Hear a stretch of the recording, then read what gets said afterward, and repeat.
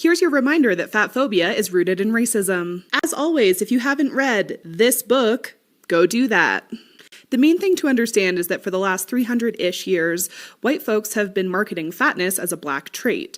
And this is regardless of whether or not black people individually were actually fat. That was irrelevant. The message they spread was that black women specifically were ravenous and uncontrollable, and these barbaric traits made them fat. On the flip side, thinness was marketed as a white trait. Again, regardless of whether or not individual white people were actually thin, that was irrelevant. The idea was that white women specifically were refined and restrained, and this led them to having delicate, thin bodies. Over the years, these messages have become more subtle, but even today, they are still very prevalent in conversations around race, health, capitalism, and poverty. Just when I think you've said the stupidest thing ever, you keep talking. Now, is it really a surprise to anyone that that slightly rotund young lady we just heard from in the first clip was able to tie fat phobia back to racism? I mean, these people that have been infected with the woke mind virus literally tie everything back to racism. Anyway, welcome back. Thank you guys so much for joining me. So I have a very quick and very crazy clown world update for you guys today. And as usual, we have, well, very little time to waste. So let's get into it. Now, if you place your attention on the screen for a moment. So here we have one of those before and after HRT photos, HRT being hormone replacement therapy. So if we look at the before photo, it says 12/10/2023 minus 24 days HRT. And then we have the after photo right above my head here. It says 5/9/2024 plus 18 weeks HRT. If you ask me, it looks like he had a shave, grew his hair out, probably added a Snapchat filter, and what do you know? Still not a woman.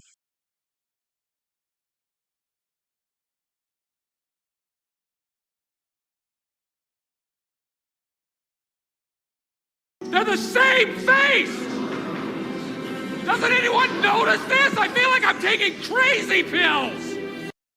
All right, let's keep it moving with this lovely lady who I can say with almost 100% certainty is an avid watcher of The View.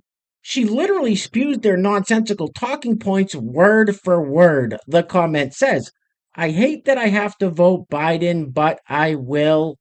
Roll it. Let me tell you how much I appreciate this comment right here, because I want us to be really clear.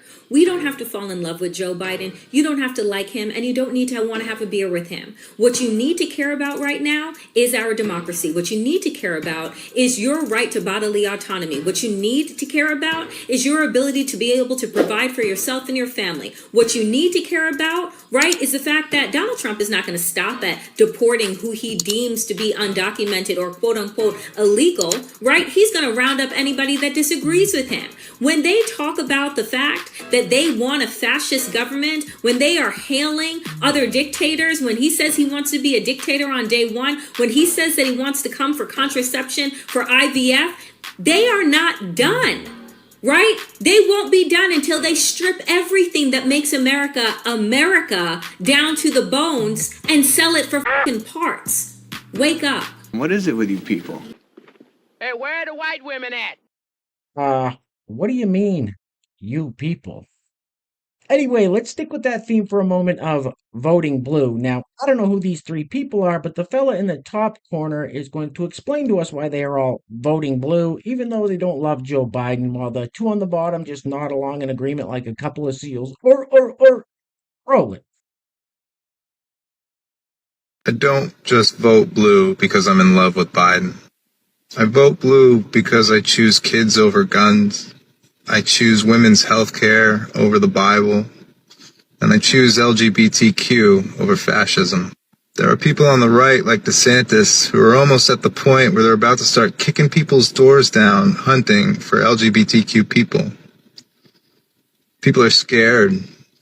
People are leaving their homes. And I'm honestly trying to reach anybody who's reasonable on the right. You're not going to fix inflation by banning books, and you're not going to secure the border by eradicating LGBTQ. I'm voting blue because I'm hoping to stop the hate and maybe save some lives. What did you say? What the f*** did you just say? There are people on the right, like DeSantis, who are almost at the point where they're about to start kicking people's doors down, hunting for LGBTQ people. That is without a doubt the dumbest thing I've ever heard. You are a f***ing idiot. How does one's brain become so broken that they actually start believing that nonsense? Anyway, next up we have a quick message from this lovely young lady, Tempest, whose pronouns are they, them, and they, them. Roll it.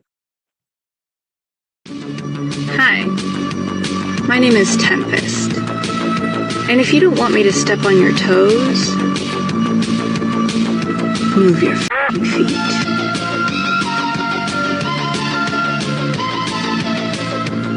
Are you threatening me? Well, she seemed nice. Anyway, next up, so I'm sure you've all heard about the TikTok ban that I actually think passed. I don't know when it takes effect, but I assure you, they're not banning TikTok for the reasons they're telling us they're banning TikTok. Anyway, this young lad has something to say about that. Roll it. U.S. government of America, you've made a big mistake. You think you can take away our app? Well, we are the most powerful generation that there ever was. We are Generation Z. We won't let TikTok fall. We will rise above it all. We will save TikTok. Time's running out. Can you hear the clock? Joe Biden, we are ready for war. You want us so bad, and now you want more. Who's with me? You should call him the dork. Now, one thing I will say about that young fellow we just saw is that he could possibly have a future in theater or drama or something in that field because he definitely knows how to put on a show. Anyway, next up, so this young lady with the masterpiece tattoo on her upper torso doesn't like when women are called female. Roll it. Out of thousands of others that are just like it, so don't feel special. Yeah, scientifically female, scientifically, like pigs are scientifically female and male, bats, scientifically female and male, you know, fucking horses, scientifically female and male, but horses, bats, pigs, animals aren't men and women. Men and women are humans, so when you're calling a woman a female, you're reducing her to her genitals, her reproduction abilities, you're calling her an animal. And I know that's what a lot of you love. You know, you're proving yourself in the comments, and that's fine, that's great. The post was mostly for women and how other women call other women females and how we're not helping ourselves by doing that. I mean, and when I give the example about how women talk about guys and the other females they were with, like giving that example as a sentence of how women say females, everyone's like, you just said it, you just said it. Holy shit, you guys are so dumb and missing the point. And it's not even for you. It's about the people that care about women, the people that actually give a f*** about the well-being of women and want to do better and care to say and do better. Then you shouldn't be calling women females. Done. And if you see this video and you take my word as bond and I'm telling you what to do and I'm speaking for all, that's what you think. Like, you don't have to, you could just scroll past my video if you wanted to, but damn, I really rubbed your f***ing ass if you had to f***ing comment, so. She seems nice. What a strange thing for that tattooed young lady to be so passionate about, but hey, to each their own, I guess. Anyway, next up, so here we have a body positive young lady who actually admits in a roundabout way that being body positive probably isn't the healthiest way to live. Roll it.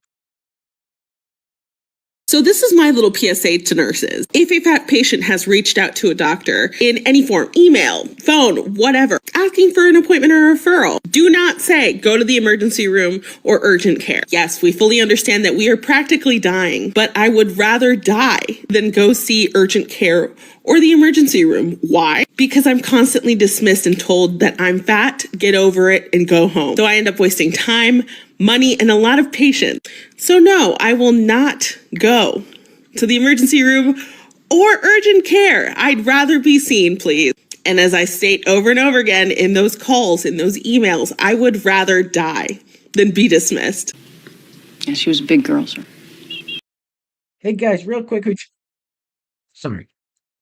we don't have any sponsors for today's video. If you'd like to sponsor the next video and help support the channel, there is a PayPal link in the description box below, and I will say your full name as a sponsor of said video unless stated otherwise by you. Ugh.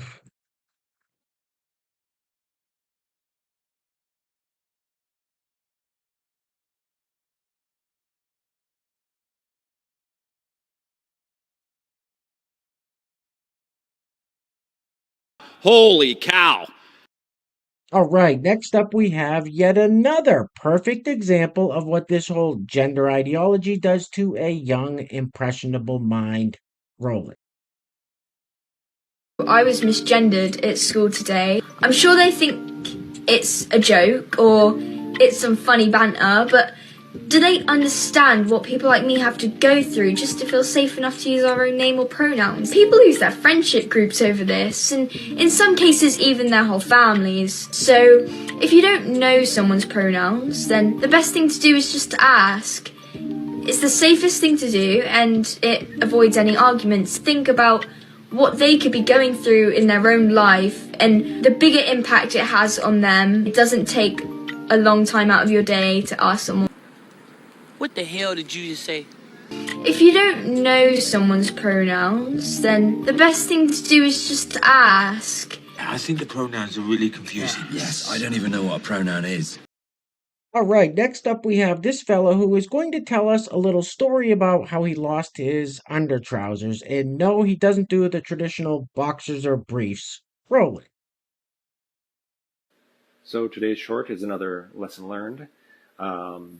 Back on January 10th, I had posted that I had a set of lingerie that I wanted to wear, matching bra, panties, garter belt, but I couldn't find the panties anywhere, and it was driving me crazy.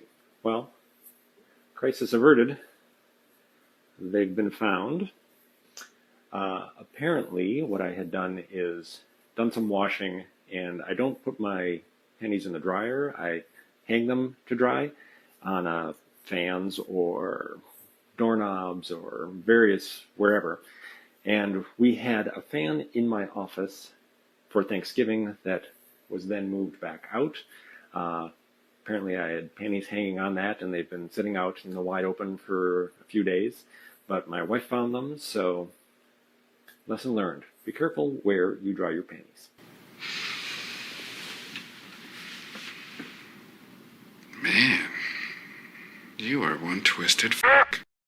So at the end of yesterday's video, I played a clip of Joy Behar saying quite possibly the dumbest thing that any of these cackling hens have ever said on The View. Until today. All right, guys, we're going to be wrapping it up with this clip of Sunny hosted from The View talking about WNBA rookie Caitlin Clark, who was just drafted into the WNBA from Iowa. Now, for whatever reason, Sunny has a problem with Caitlin because she's straight and white. Anyway, things are clearly getting very crazy out there, guys, so please take care of yourselves. Take care of each other. Till next time, love you guys. Peace. Roll it. I do think that there is a thing called pretty privilege. There is a thing called white privilege. There is a thing called tall privilege. And we have to acknowledge that. And so part of it is about race, because if you think about the Brittany Griners of the world, you know, why did she have to go to play in Russia? Because they wouldn't pay her. Because they wouldn't pay her. Because they wouldn't pay, not because she was black, but because they didn't believe in the WNBA. This is part of my point. So now, you know, Caitlin Clark is bringing this money, these sponsorships, we hope, into the league, and other players will benefit from it. But I do think that she is more relatable to more people because she's white, because she's attractive. And unfortunately, there still is that stigma of against the LGBTQ plus community. 70% of the WNBA is black. A third of the players are in the LGBTQ plus community. And we have to do something about that stigma in this country. I think that people have a problem with basketball playing women that are lesbians. Who cares? They are great athletes. Well, what did you say? The part of it is about race. You're a racist. And you ain't black.